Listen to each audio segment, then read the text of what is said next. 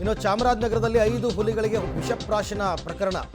ACF Gajanan Hegde, RFO Madesh ಅಮಾನತುಗೊಳಿಸಲಾಗಿದೆ.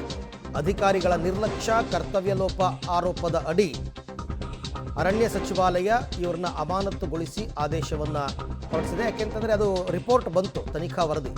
DCF Chakrapani ಅಮಾನತಿಗೂ ಶಿಫಾರಸ್ಸಾಗಿದೆ. ಉನ್ನತ ಮಟ್ಟದ ವಿಚಾರಣಾ ಸಮಿತಿಯ ಪ್ರಾಥಮಿಕ ವರದಿಯನ್ನು ಸ್ವೀಕಾರ ಮಾಡಲಾಗಿದೆ.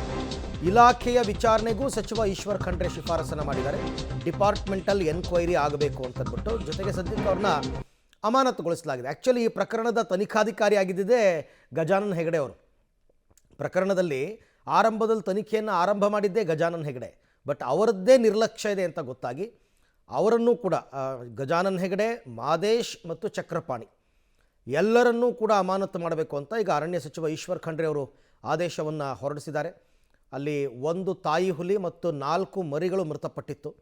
ಆಮೇಲೆ ಪ್ರಕರಣದ ತನಿಖೆ ನಡೆಸಿದಾಗ ಈ ತಾಯಿ ಹುಲಿ ಒಂದು ಹಸುವನ್ನು ಕೊಂದಿತ್ತು.